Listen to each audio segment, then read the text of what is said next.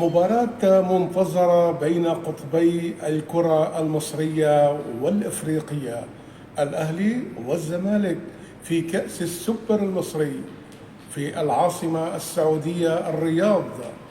للحديث عن هذه المباراة غدا الجمعة الزميل العزيز المعلق الرياضي المحجوب الزاكي. تحياتنا زميل محجوب، توقعاتك لهذا اللقاء المنتظر؟ تحية متبادلة أستاذ عمر، مرة أخرى نجدد الترحاب بمشاهدين وعشاق كرة القدم. طبعا كما ذكرت قمة منتظرة بكل ما تحمله الكلمة معناه بين قطبين إفريقيا وقطبي كرة القدم العربية وكذلك قطبي الكرة المصرية. الأهلي والزمالك المصريين لهم باع كبير جدا في مثل هذه المنافسات، والسيطرة على المستوى الإفريقي سواء في بطولة دوري أبطال إفريقيا التي فاز بها فريق الأهلي المصري السنة الماضية، وكذلك كأس الكونفدرالية الإفريقية التي كانت من نصيب فريق الزمالك المصري. مباراة قوية جدا بين الفريقين سيحتضنها كما ذكرت أستاذ عمر الرياض التي أو المملكة العربية السعودية التي عودتنا دائما باحتضان كبريات التظاهرات الدولية والعالمية والقارية والعربية والخليجية. فمباراة ستكون قوية مع بداية الموسم.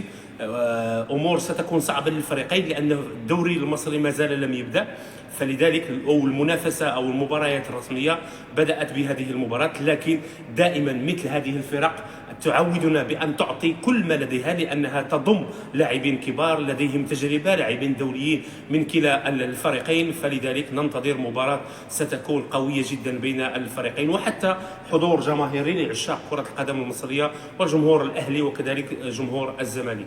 زميل محجوب، أنت تشجع الزمالك أم الأهلي؟ لا، احنا والله يعني ما اشجع اي فريق، لكن احنا نشجع الكره الممتعه والروح الرياضيه سواء لهذا الفريق او ذاك.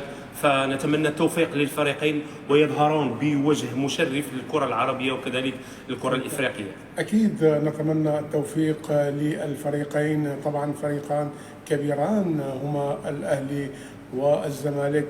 نتمنى أن نستمتع في هذه الوجبة الكروية غدا الجمعة إن شاء الله، وبالتوفيق.